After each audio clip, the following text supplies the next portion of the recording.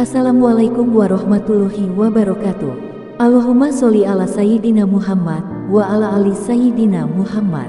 Pemirsa yang dirahmati Allah, marilah kita simak ceramah dari Buya Ar-Razi Hashim dengan tema hati-hati yang sering nangis saat berzikir.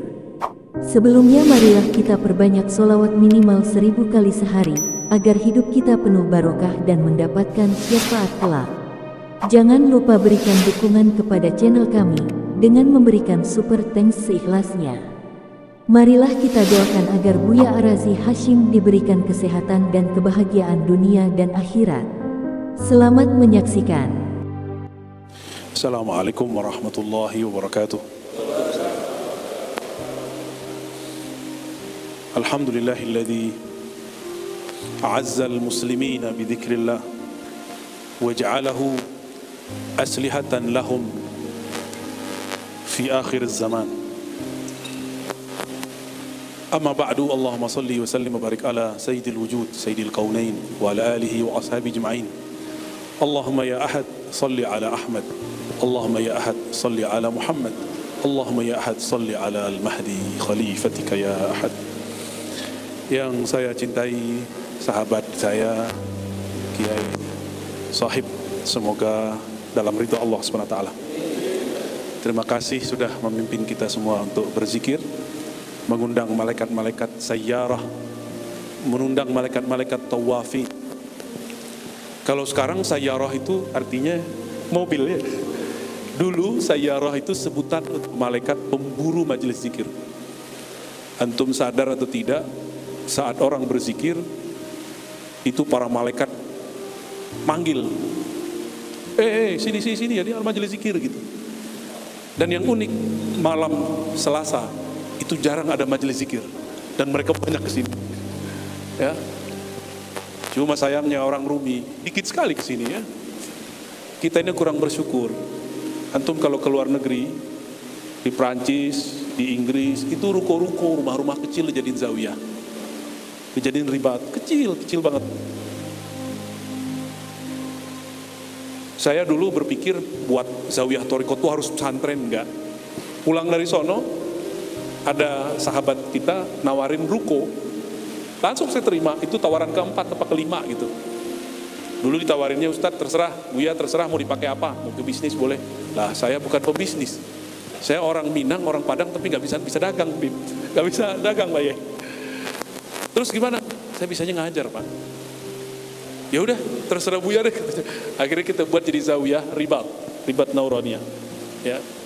Tadinya mau kita pindahin ke Bogor, tapi isyarat yang kita terima cukup di Ciputat aja, ruko aja dulu 4 lantai. Alhamdulillah. Sekarang antum dapat nih berapa lantai nih, Beb? 3 lantai, atasnya udah jadi masjid gede begini. Masih gak mau datang. Ya salam. Kebangetan itu ya. Tapi ini semoga karena hujan ya. Tapi ini udah rame nih Bib ya. Udah rame nih. Kalau mudah-mudahan ini kurang rame ini untuk daerah padat kayak di Jakarta dan ya Ciputat. Jiwa-jiwa yang dominan, jiwa malakiyahnya, jiwa malaikat di dalam dirinya, dia akan memburu majelis zikir.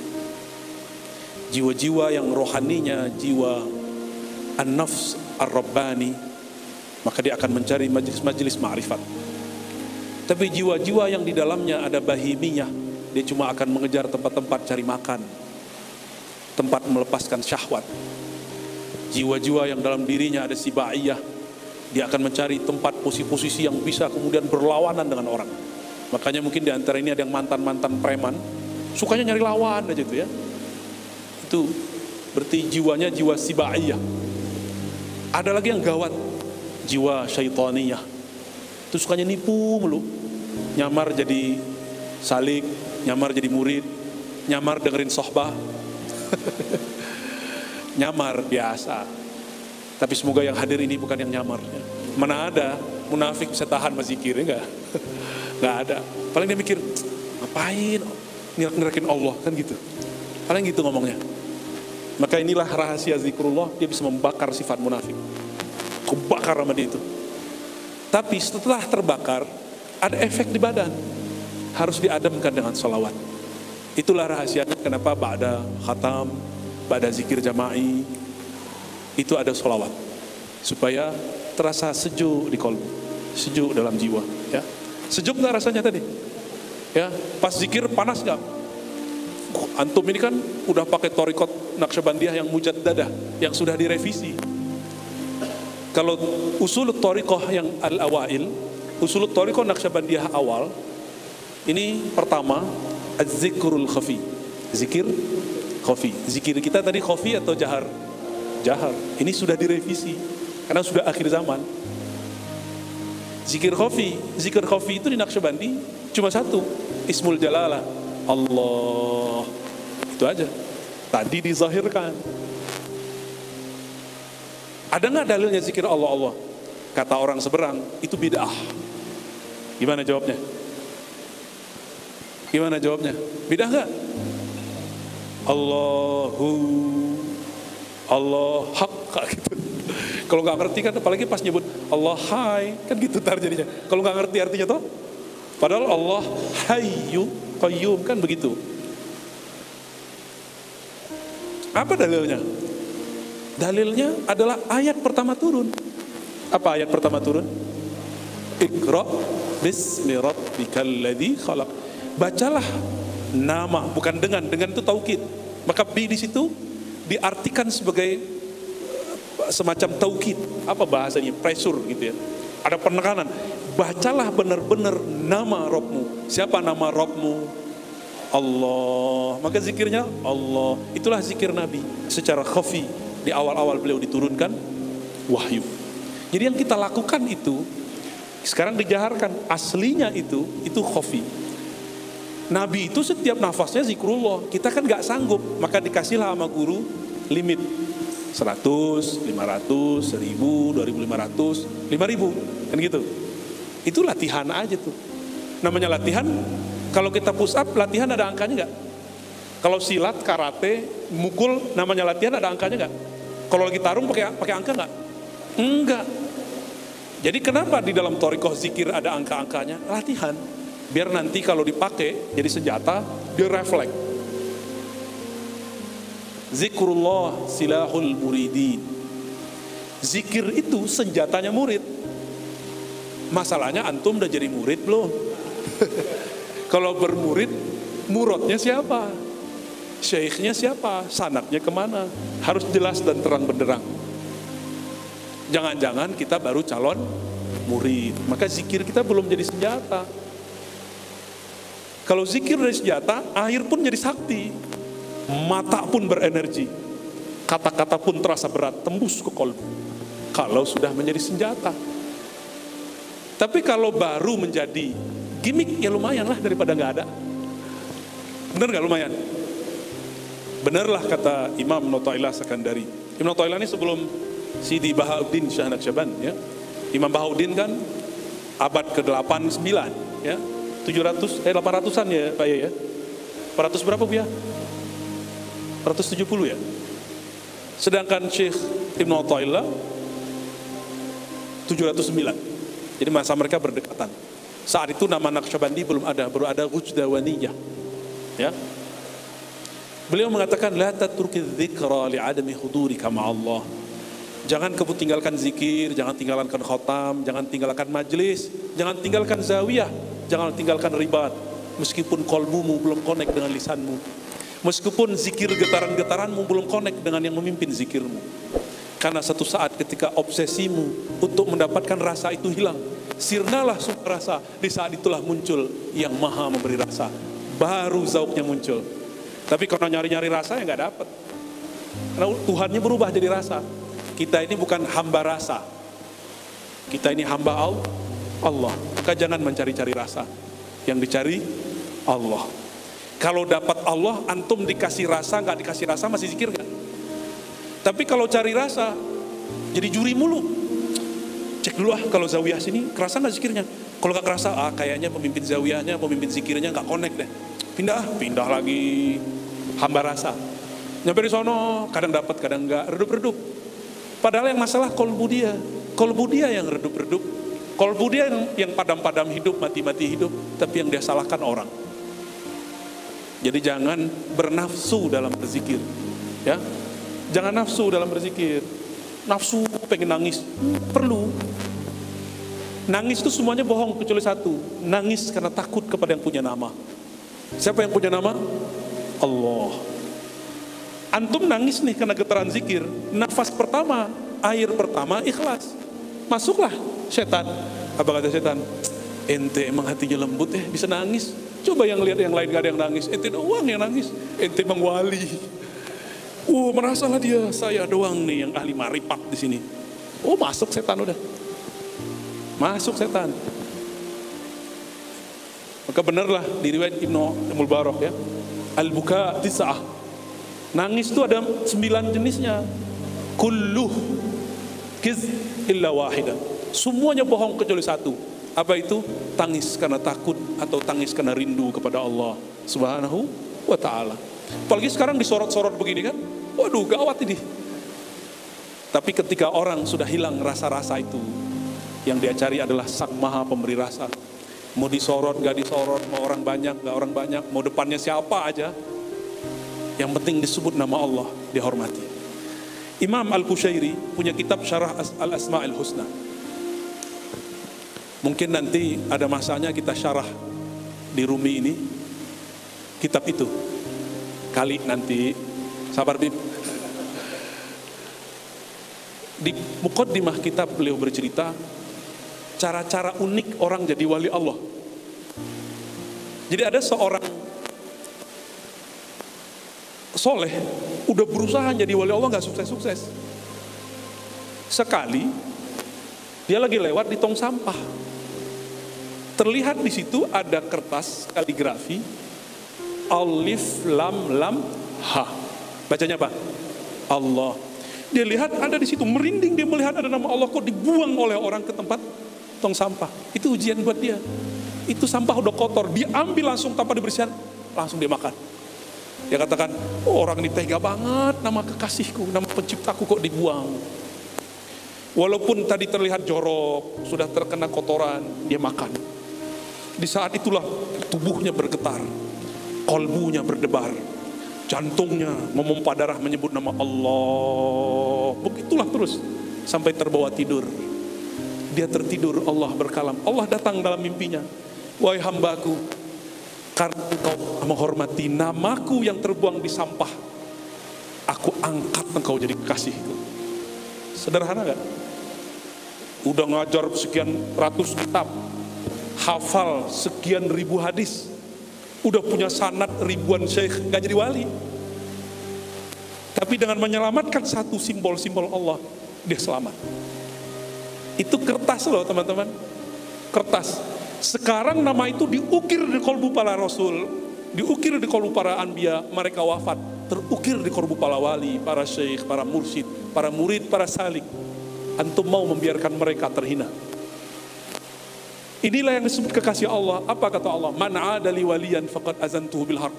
Siapa yang menyakiti orang yang di kolbunya tertulis namaku, siapa yang menyakiti, menyinggung orang yang di dalam jiwanya terpatri sifat-sifatku, siapa yang menyakiti orang yang ruhnya musyahadah kepadaku, azantuhu bil harb, aku nyatakan perang lahir batin kepadanya.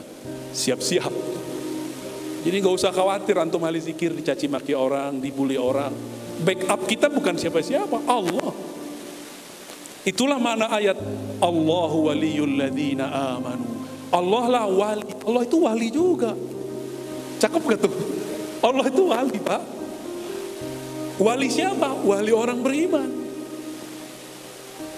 Siapa saja yang Allah pilih di antara orang beriman itu mendapatkan nur walayahnya, mereka lah yang disebut aulia. Jadi aulia itu harus ada mudhofun ilaihnya. Inna aulia Allah. Jangan berhenti di kata wali. Allah menyebut dirinya waliyul ladzina amanu, wali orang yang percaya. Sedangkan orang yang percaya ini disebut oleh Allah aulia Allah. Jadi hati-hati sama orang yang di kolbunya ada nama Allah. Jangan sakiti, jangan singgung, bikin dia senang, hormati dia. Mereka sensitif sekali. Kenapa? Jangan-jangan antum jadi wali Allah karena dia ridho. Kertas aja, kertas benda mati nggak? Tinta itu mati nggak? Tapi ketika diukir, si pengukirnya ternyata orang yang juga wali Allah. Jadi sehebat apapun orang, sebagus apapun tulisan, itu maksudnya, jika tulisan itu diukir, gores oleh orang yang kalbunya connect kepada Allah, itu tulisan itu hidup. Ada spirit masuk ke dalamnya. Apalagi orang yang di kalbunya selalu ada nama Allah. Itulah alasannya kenapa kita takzim kepada para mursyid, kepada para khalifah, khalifatul muridin, ya, para wali-wali Allah.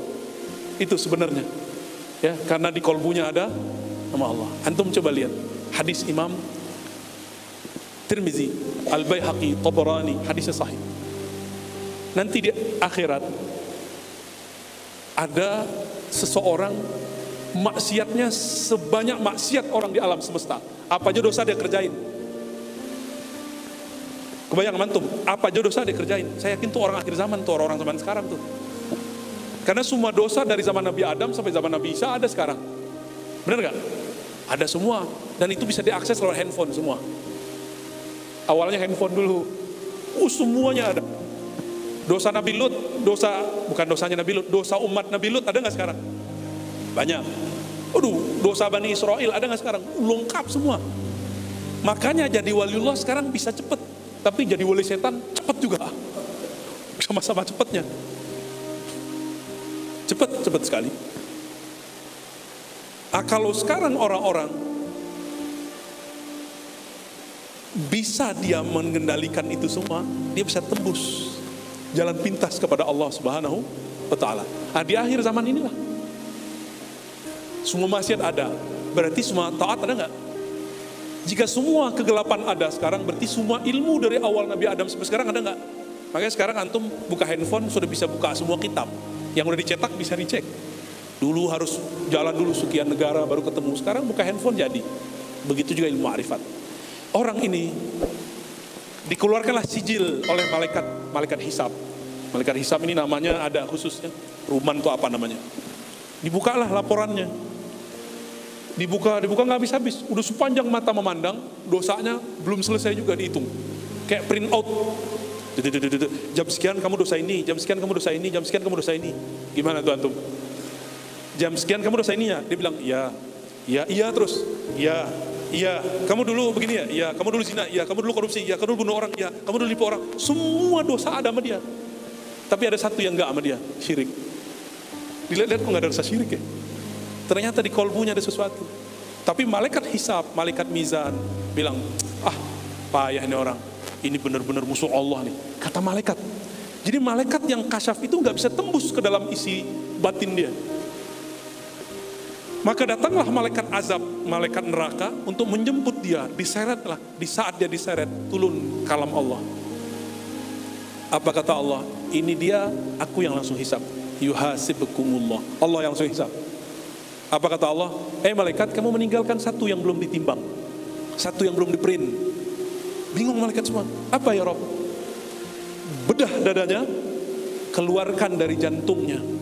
Apa denyut-denyut yang ada di sana? Dibukalah. Di riwayat Imam Tirmizi, keluar lafaz La ilaha illallah yang dulu pernah ditalkinkan gurunya kepada dia. Di riwayat Imam Al-Baihaqi kisahnya sama tapi lebih ringkas. Inti la ilaha illallah apa? Allah. Keluar lafaz Allah. Itu berdenyut kayak jantung. Allah. Jadi jantungnya itu bunyi Allah. Seperti kata tadi. Allah. Jadi lafaz yang tadi antum dengarkan itu dari bunyi jantung sebenarnya lalu dizohirkan. Itu sebenarnya. Ya. Begitu bunyi. Duh, Allah. Duh. Maka kalau orang talkin di beberapa thariqat Qadiriyah, Samaniyah dan sebagian Naqsyabandiyah, waktu zikir Allah itu diginiin. Allah. Coba pejam matanya. Coba pelan-pelan. Hujam. Allah ke kolbu. Pegang jantung, dada bagian kiri. Baca. Allah. Dihunjam. Kayak tampar kolbunya. Allah.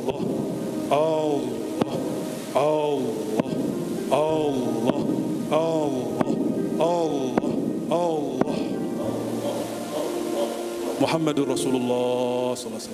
Ada getaran nggak? Itu getaran nggak akan pernah keluar lagi. Al-Fatihah. Bismillah.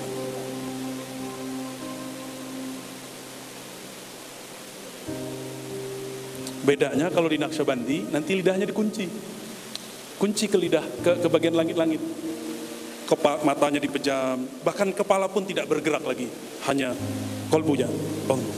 Allah, nggak pakai lidah lagi. Saya cuma nyontohin doang. Jangan-jangan itu orang tarekat Hakoni kali ya? Jangan-jangan di kolbunya ada itu malaikat bingung. Wow, bingung malaikat melihat itu. Oh, geleng-geleng kepala mereka. Apa kata Allah? Fazinuhu, maka timbanglah nama Allah yang ada di jantungnya itu, namaku yang ada di jantungnya itu. Dibandingkan semua dosanya, di bagian kanan nama Allah, di bagian kiri semua dosa dia. Awalnya goyang-goyang begini, lama-lama kolbunya terus malaikat geleng-geleng, ya Rabb, ya Rabb, ya Rabb, ya Rabb. Malaikat pun gak kasyaf sampai ke dalam itu. Mursyid bisa tahu mana yang lebih tinggi. Jangan jawab.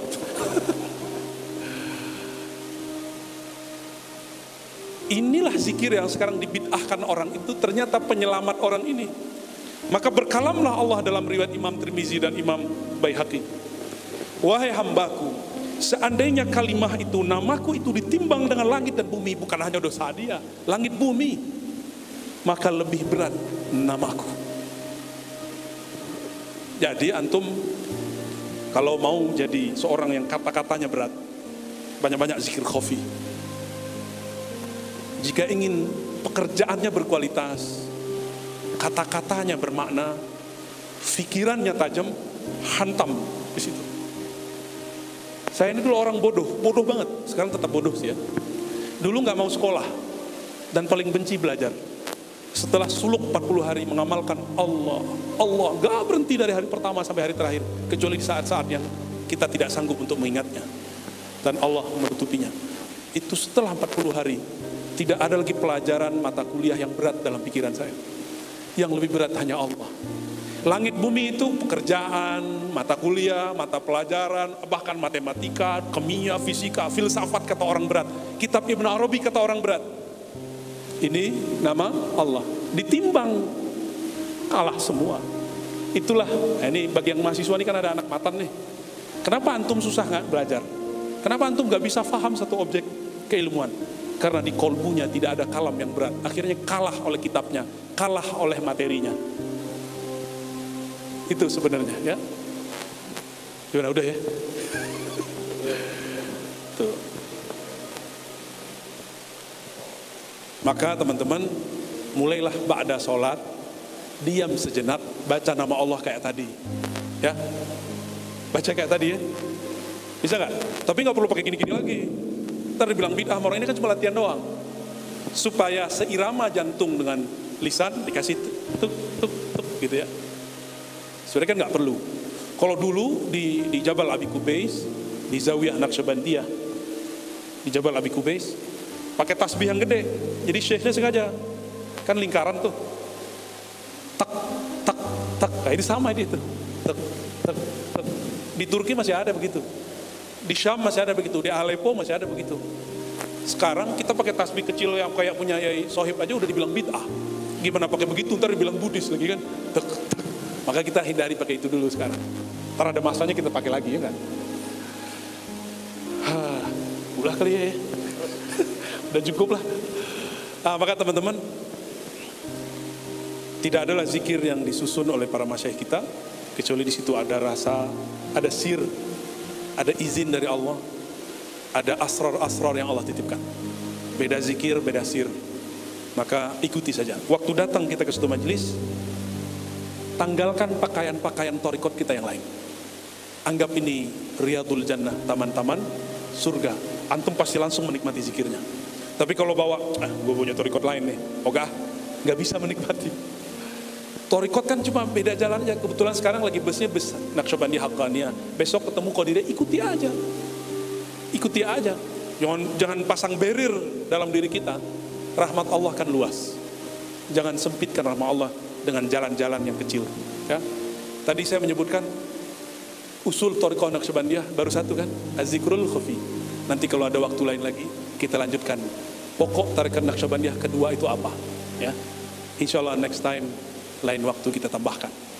Insya Allah. Cukup ya. Naktafi bilhamdulillahi rabbil alamin.